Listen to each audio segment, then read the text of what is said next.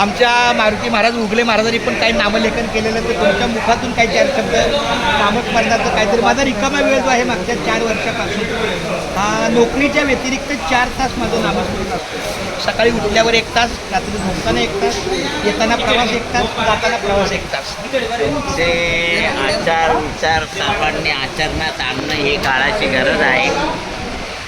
पेशाने तुम्ही शिक्षक असल्यामुळे मुलांना पण वर्गातून असे जर धडे दिले वा, तर खरोखर आपला भारत देश जगामध्ये आध्यात्मिक आणि धार्मिक खूप काही करील. आणि सध्या ह्या ज्ञानाची गरज आहे.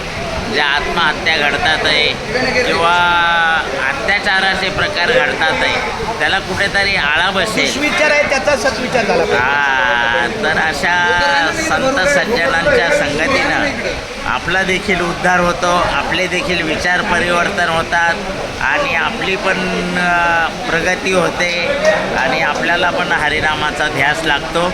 ते एवढ्या चांगल्या प्रकारे दिंडीचं नियोजन करतात, वेळ देतात, त्याबद्दल त्यांचा खूप खूप आभार, धन्यवाद. रामकृष्ण बघा माऊली, थोरांचा आशीर्वाद हाच आपल्या कार्याचं यश आहे.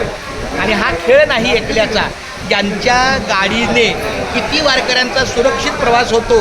थकलेल्या जीवाला विश्रांती जर चांगली पाहिजे असेल तर त्यांचा वाटचालीचा बोजा हा डोक्यावर घेऊन चालणार नाही, तो गाडीतच पाहिजे.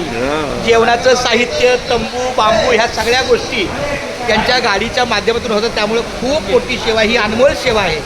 म्हणून आपल्या दिंडीच्या जाहिरातीमध्ये ज्यांचं ज्यांचं कार्य ते अनमोल सेवा लिहिलेलं आहे. त्याला मोल नाही, त्याला मोल नाही, अनमोल. चला, रामकृष्ण.